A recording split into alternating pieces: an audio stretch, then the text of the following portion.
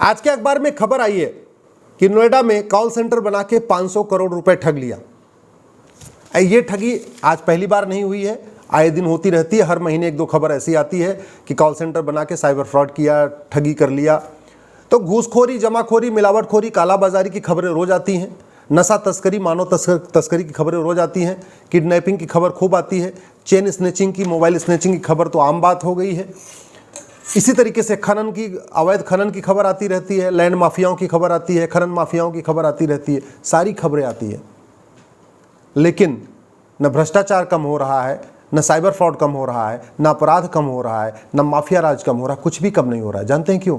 क्योंकि कानून हमने नहीं बदला। वैज्ञानिकों ने वर्ल्ड क्लास चंद्रयान बना दिया, लेकिन हमारे कानून निर्माताओं ने वर्ल्ड क्लास कानून नहीं बनाया।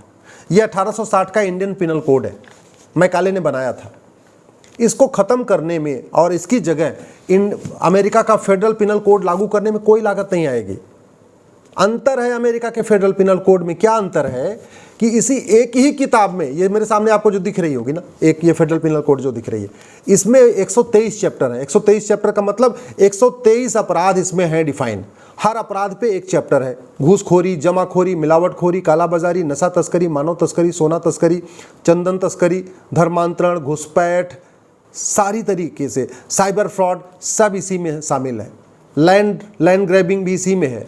तो अगर आपने कोई अपराध किया, वहाँ का जो पुलिस में जो थानेदार होता है या इंस्पेक्टर होता है, एक किताब खोलता है, इसमें चैप्टर में देख लेता है कि आपने क्या क्या क्राइम किया है, फटाफट वो FIR लिख देता है। भारत में वही FIR लिखने के लिए जो हमारा हवलदार है, जो सिंपल 10वीं या 12वीं पास होता है, उसको कम से कम 10 कानून अलग अलग पढ़ना होता है। इंडियन पिनल कोड में न घूसखोरी है, न जमाखोरी है, न मिलावटखोरी है, न कालाबाजारी है। इस कानून को बदला गया है। उसकी जगह एक नया ड्राफ्ट आ रहा है जिसको भारतीय न्याय संहिता कहते हैं। मैंने इसको पढ़ा। ये एक तरीके से नई बोतल में पुरानी शराब है। इसमें केवल इतना अंतर किया है कि जो 1860 में मैकाले ने इंडियन पिनल कोड बनाया था, इसमें और इसमें अंतर है कि जो इसमें केवल जो धाराएं उनको बदल दी गई हैं, धाराएं आगे पीछे कर दी गई हैं, चैप्टर को आगे पीछे कर दिए गए हैं। न कोई सज़ा बढ़ाई गई है, न कोई सज़ा कम की गई है। सारी वही सज़ा है जो पहले चल रही थी, वही चल रही है। इसलिए मैं कहता हूँ ये तो पूरा नए बोतल में पुरानी शराब है। तो इस नई भारतीय दंड संहिता के बाद भी न भ्रष्टाचार कम होगा, न कालाधन कम होगा, न हवाला कम होगा, न साइबर फ्रॉड कम होगा, कुछ भी नहीं कम होगा।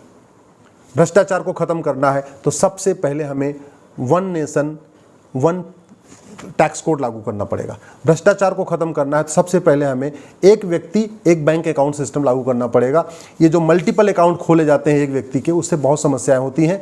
अब चूंकि पूरा देश बैंकिंग सिस्टम इंटरनेट से जुड़ चुका है, आप किसी भी बैंक में आपका खाता हो, आप किसी दूसरे ATM से पैसा निकाल सकते हैं।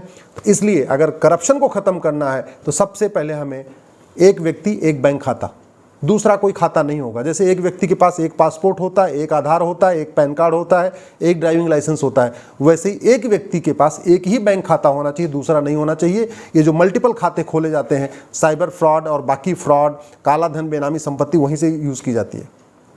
दूसरा, ये बेसिक सिद्धांत है। जितनी बड़ी नोट होती है उतना ज़्यादा भ्रष्टाचार होता है, जितनी बड़ी नोट होती है उतना ज़्यादा हवाला होता है, जितनी बड़ी नोट होती है उतना ज़्यादा काला धन होता है, जितनी बड़ी नोट होती है उतना ज़्यादा घूसखोरी, कमीशनखोरी, दलाली होती है।